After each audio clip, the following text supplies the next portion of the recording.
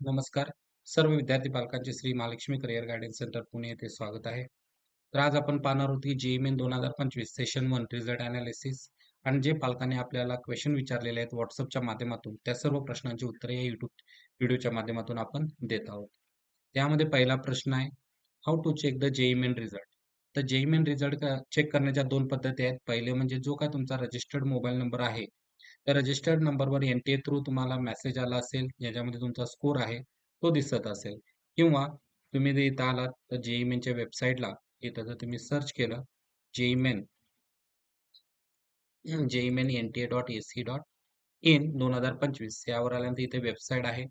वेबसाईटला आल्यानंतर इथे तुम्हाला result for JEE Main 2025 session 1 paper 1 BE BTech या ठिकाणी तुम्ही इथे लिंक दिलेली आहे. या लिंकवर क्लिक करू शकता.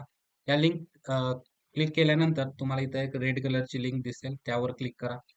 क्लिक केल्यानंतर तुम्हाला एक थोड्या वेळात लिंक ओपन होईल आणि लिंक ओपन झाल्यानंतर तुमचा जो काही ॲप्लिकेशन नंबर आहे, ॲप्लिकेशन नंबर, पासवर्ड आणि कॅप्चा टाकून तुम्ही तुमचा रिझल्ट पाहू शकता. तर या ठिकाणी एक रिझल्ट पाहू आपण. तर या ठिकाणी कॅन्डिडेटचा रिझल्ट जो आपल्याला WhatsAppला आलेला आहे, त्याचा स्कोर आहे 99.05. तर हा स्कोर येताना तुम्हाला कुठलाही रँक आलेला नाही. रँक न येण्यापाठीमागची कारणं म्हणजे जेईई मेन हा बेस्ट ऑफ 2 असतो, ज्याच्यामध्ये एप्रिल अटेम्प्ट आणि जानेवारी अटेम्प्ट, ज्याच्यामध्ये तुम्हाला दोन्हीपैकी जो जास्त स्कोर मिळालेला आहे, तो स्कोर कन्सिडर करून तुम्हाला रँक दिला जातो. त्यानंतर आपण पाहू त्यानंतर आपण पाहू एनटीए स्कोर म्हणजे काय? तर एनटीए स्कोर म्हणजे काय तो आपण थोड्या वेळात पाहणार आहोत.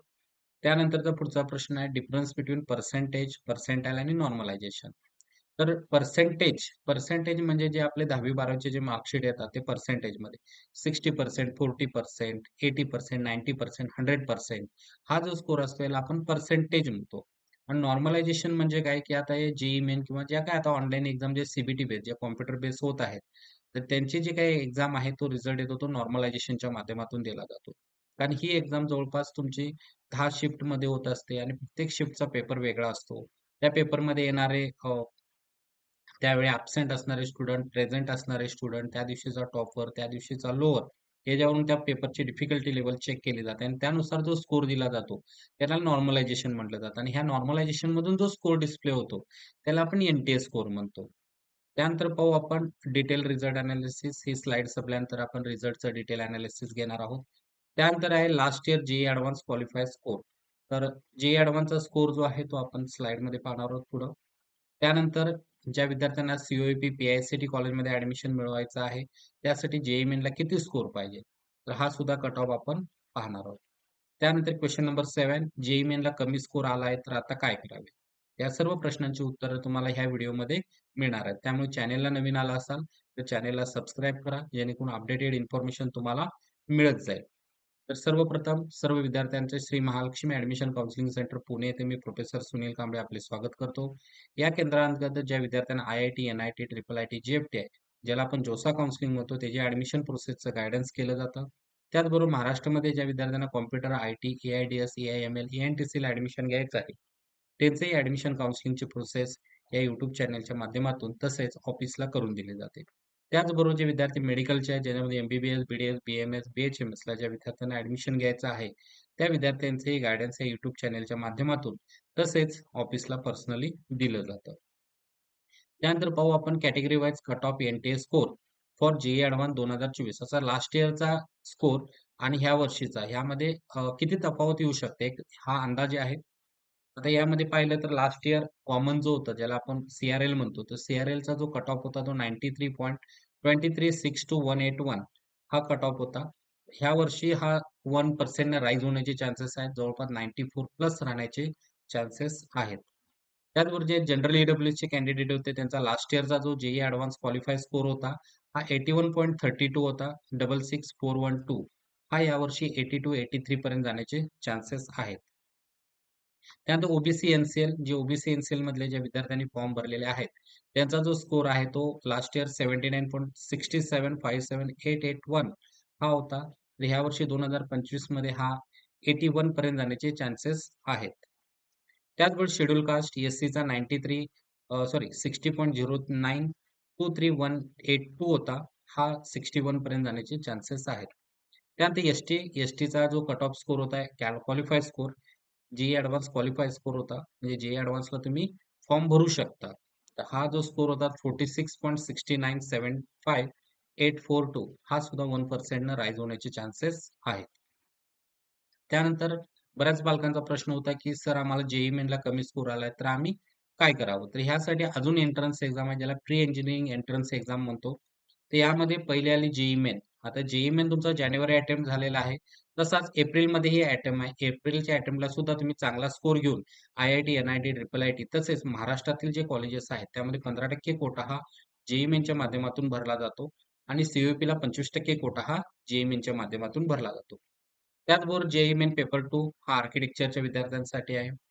जेईई ॲडव्हान्स आय-आय-टी ॲस्पिरंट्ससाठी आहे, जे जेईई मेनमधून जे 2.5 लाख विद्यार्थी क्वालिफाय केले जातात, जेईई ॲडव्हान्स एक्झाम देण्यासाठी. तर ते विद्यार्थी जेईई ॲडव्हान्स एक्झाम देऊ शकतात आणि त्या रँक बेसवर तुम्हाला आय-आय-टीजला ॲडमिशन्स मिळतं. त्यानंतर बिटसॅट ज्या विद्यार्थ्यांना बिट्स, पिलानी, गोवा, हैदराबादला ॲडमिशन घ्यायचं आहे, तर बिटसॅटची एक्झाम देऊ शकतात. त्याचबरोबर व्ही-आय-टी वेल्लोर, त्यानंतर सिम्बॉसिसची सुद्धा एंट्रन्स एक्झामचा तुम्ही फॉर्म भरू शकता. पेरा-सी-ई-टी जे आता महाराष्ट्रातील प्रायव्हेट युनिव्हर्सिटी आहे, त्या ठिकाणी जर तुम्हाला ॲडमिशन घ्यायचं असेल, तर तुम्ही पेरा-सी-ई-टीच्या माध्यमातून घेऊ शकता. त्याचबरोबर नाटा ही आर्किटेक्चरसाठी आहे. एम-एस-टी-सी-ई-टी जे महाराष्ट्र डोमिसाईल कॅन्डिडेट आहेत, त्या विद्यार्थ्यांसाठी एम-एस-टी-सी-ई-टी आहे. त्यामध्ये 65% सीट्स या अनएडेड कॉलेजला राखीव असतात, ज्या सी-ई-टीच्या माध्यमातून भरल्या जातात. 15% ह्या जेईई मेनच्या माध्यमातून भरल्या जातात. यामध्ये जे गव्हर्नमेंट कॉलेजेस आहेत, ते गव्हर्नमेंट कॉलेजमध्ये सर्व 100च्या 100% सीट्स या सी-ई-टीच्या माध्यमातून भरल्या जातात. फक्त सी-यू-ईपीला 25% जेईई मेनचा ॲडिशनल कोटा आहे, जो जेईई मेनच्या माध्यमातून भरला जातो. बाकी सर्व गव्हर्नमेंट कॉलेज जे महाराष्ट्रातील आहेत, त्याचे सी-ई-टीमधून 100% सीट्स या भरल्या जातात. त्यानंतर अदर प्रायव्हेट युनिव्हर्सिटीमध्ये तुम्ही भारती विद्यापीठ आहे, त्यांची एंट्रन्स एक्झाम देऊ शकता किंवा अजून काही प्रायव्हेट युनिव्हर्सिटी जसे एस-आर-एम आहे, तर ह्या मणिपाल युनिव्हर्सिटी आहे, तर ह्यांचे सुद्धा किंवा अमृता युनिव्हर्सिटी आहे, त्यांचे सुद्धा तुम्ही प्रायव्हेट युनिव्हर्सिटीच्या माध्यमातून त्यांची एंट्रन्स एक्झाम देऊन सुद्धा तुम्ही ॲडमिशन्स घेऊ शकता. त्यानंतर पाहू सी-ओ-ई-पी.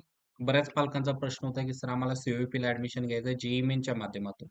तर सी-ओ-ई-पी गव्हर्नमेंट ऑटोनॉमस कॉलेज आहे, ज्या ठिकाणी 25% कोटा हा जेईई मेनच्या माध्यमातून भरला जातो. ते इन्फ्रास्ट्रक्चर आहे सी-ओ-ई-पीचं.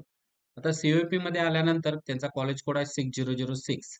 या ठिकाणी 9 ब्रांचेस आहेत, ज्याच्यामध्ये computer science and engineering, instrumentation and control engineering, electrical engineering, electronics and telecommunication engineering, metallurgy and material technology, robotics and artificial intelligence, civil engineering, mechanical engineering and manufacturing engineering.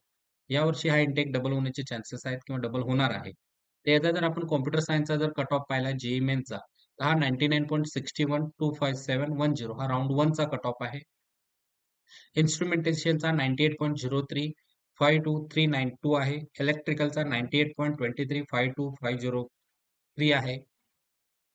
Electronics and टेलिकम्युनिकेशनचा 98.9172 आहे 7 decimal पर्यंत. Metallurgy and material टेक्नॉलॉजीचा 95.45151127 इतका cut off आहे. त्याचबरोबर robotics and artificial इंटेलिजन्सला ज्या विद्यार्थ्यांना admission घ्यायचं आहे, त्याचाही कट ऑफ 99.16224110 आहे.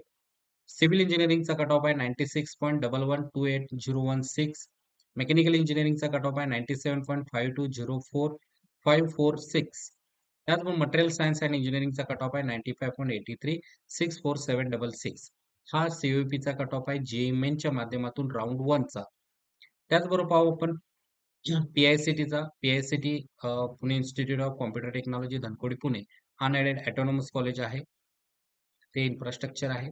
त्याचबरोबर त्यांचे ब्रांचेस पाहू आपण. त्या ठिकाणी तुम्हाला electronics and telecommunication, computer engineering, artificial intelligence and data science, electronics and computer engineering and IT engineering अशा 5 ब्रांचेस आहेत, ज्याच्या माध्यमातून विद्यार्थी आपलं जे इंजिनिअरिंगचं स्वप्न आहे ते पूर्ण करू शकतात. तर यामध्ये जर जेईई मेनचा कट ऑफ पाहिला तर इलेक्ट्रॉनिक्स अँड टेलिकम्युनिकेशनचा कट ऑफ आहे 97.444508. कॉम्प्युटर इंजिनिअरिंगचा कट ऑफ आहे 98.87706663 आहे. ए-आय-डी-एसचा कट ऑफ आहे 98.53 30347 आहे. इलेक्ट्रॉनिक्स अँड कॉम्प्युटर इंजिनिअरिंगचा कट ऑफ आहे 98.1225329 आहे. आय-टी इन्फॉर्मेशन टेक्नॉलॉजीचा कट ऑफ आहे 98.444160 इतका कट ऑफ आहे. हा राउंड 1 चा जेईई मेनचा कट ऑफ आहे. त्याचबरोबर आपण जे काय सुरुवातीला सांगितलं, की श्री महालक्ष्मी करियर गायडन्सच्या माध्यमातून आपण दरवर्षी फक्त 100 विद्यार्थ्यांचं करियर गायडन्स करत असतो आणि ज्यांची पूर्ण ॲडमिशन प्रोसेस म्हणजे फॉर्म भरण्यापासून ॲडमिशन मिळेपर्यंत ही सर्व ॲडमिशन प्रोसेस मी स्वतः करत असतो. त्यामध्ये आपण हे पुस्तक घेतलेलं आहे, जे आपलं ॲडमिशन गाईडन्स बुक 2025-26 हे आपल्याला जर हवं असेल, तर तुम्ही मला कॉन्टॅक्ट करू शकता. त्याचबरोबर आपले जे काउन्सिलिंग फीज आहेत, त्याच्यामध्ये जोसा counselling, IIT, NIT, IIIT, JEPT आहे. तर जर तुम्हाला जोसा काउन्सिलिंगमध्ये भाग घ्यायचा असेल, तर आपली काउन्सिलिंग फी 10,000 आहे. ज्या विद्यार्थ्यांना महाराष्ट्र स्टेटमध्ये ॲडमिशन घ्यायचं आहे, तर स्टेट काउन्सिलिंग फी आपली 5,000 आहे आणि मेडिकलची काउन्सिलिंग फी आपली 6,000 आहे. त्यामध्ये जे आपले महाराष्ट्र स्टेटमधले जे आहेत, त्यामध्ये आपण online registration, FC verification, ARC verification, option form filling, CAP allotment letter, self verification, online payment, CAP round 1, 2, 3 चे चॉईस फिलिंग असेल, college preference list as per your score, regular update तुम्हाला Google Meet, WhatsApp, YouTubeच्या माध्यमातून दिलं जातं आणि regular personal follow up घेतला जातो. त्याचबरोबर गाईडन्स फॉर रिक्वायर्ड डॉक्युमेंट जे काही तुमचे डॉक्युमेंट्स लागणार आहेत त्याची सुद्धा दिलं जातं. त्याचबरोबर जे काही नवीन ॲडमिशन प्रोसेस आहे त्याचीही माहिती दिली जाते. त्याचबरोबर जे सरकारकडून मिळणाऱ्या ज्या स्कॉलरशिप्स आहेत त्याचेही मार्गदर्शन केलं जातं. त्यानंतर आता आपण जो JEE रिझल्ट एनालिसिस आहे तो पाहू.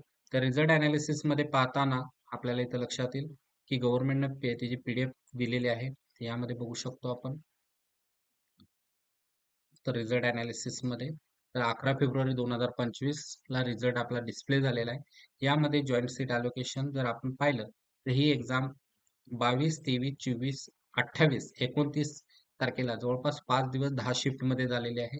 यामध्ये जे रजिस्टर्ड कॅन्डिडेट आहेत हे 13,11,544 आणि जे अपियर कॅन्डिडेट आहेत ते जवळपास 12,58,136. याचा जो पर्सेंटाईल आहे तो 95.93% स्टुडंट प्रेझेंट आहेत. ही CBT बेस्ड ज्याला आपण कॉम्प्युटर बेस्ड टेस्ट एक्झाम घेतलेली आहे. यामध्ये बाहेरच्या स्टेटमध्ये बाहेरच्या कंट्रीजमध्ये जवळपास 15 कंट्रीजमध्ये सुद्धा ही एक्झाम घेतलेली आहे. तर ह्यामध्ये जर आपण पाहिलं तर कॅटेगरी वाईज रजिस्ट्रेशन पाहिलं तर जनरल कॅटेगरीचे जवळपास 4,89,210 विद्यार्थ्यांनी रजिस्ट्रेशन केलं होतं. EWSचं 1,41,786 विद्यार्थ्यांनी रजिस्ट्रेशन केलं होतं. SCच्या 1,30,254 विद्यार्थ्यांनी रजिस्ट्रेशन केलं होतं. ST कॅटेगरीमध्ये 42,611 विद्यार्थ्यांनी रजिस्ट्रेशन केलं होतं. OBCच्या जवळपास 5,07,781 विद्यार्थ्यांनी रजिस्ट्रेशन असं टोटल 13,11,544 विद्यार्थ्यांनी रजिस्ट्रेशन केलं होतं. त्यानंतर एक्झाम जवळपास 12,00,000 जी एक्झाम आहे ती 12,58,136 विद्यार्थ्यांनी दिलेला आहे. आता यानंतर पाहू की आपल्याला जे आउट ऑफ आउट जे आहे NTA स्कोर आहे तो 100 इन पेपर 1 BE BTECमध्ये किती विद्यार्थ्यांना आलेला आहे? हा जवळपास 14 विद्यार्थ्यांना आलेला आहे. ज्यामध्ये आपण पाहू शकतो आयुष सिंघल हा राजस्थान, कर्नाटक, दिल्ली, राजस्थान,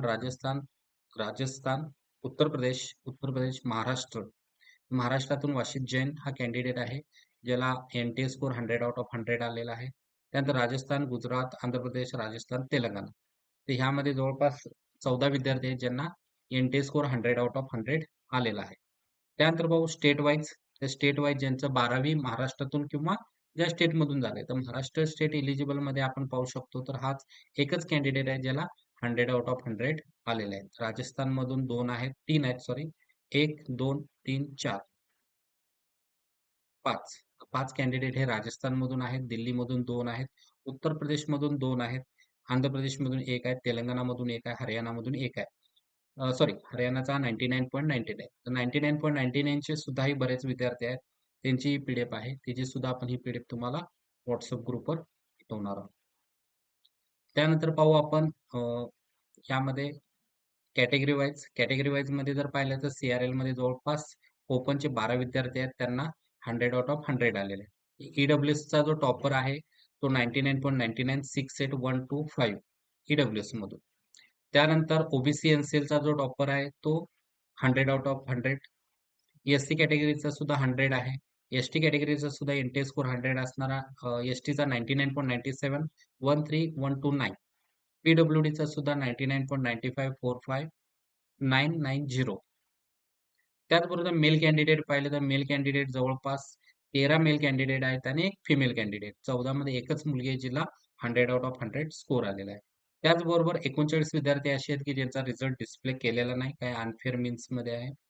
ही एक्झाममध्ये ज्या विद्यार्थ्यांना एन-टी-ए स्कोर कसा फाइंड आउट केला त्याचा जर फॉर्म्युला पाहिजे असेल, तर इथं दिलेल्या फॉर्म्युला किंवा तुमच्या मार्कशीटवर तुम्ही बघू शकता.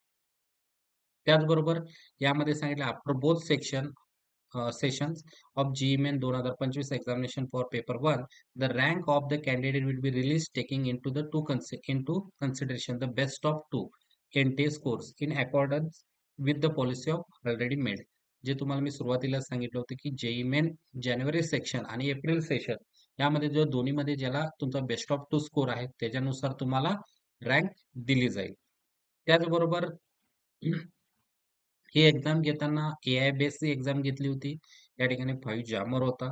जे काय ए-आय बेस व्हिडिओ एनालिसिस होता. म्हणजे ते कुठल्याही पद्धतीचे अ, घटना घडू नये म्हणून यामध्ये जे काही व्हिडिओज होते ते ए-आय बेस होते. 5G जामर होता.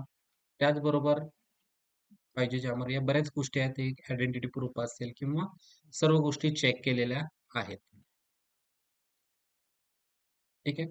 तर ह्या पद्धतीने तुम्हाला सर्व जे रिझल्ट एनालिसिस आहे तो दिलेला आहे.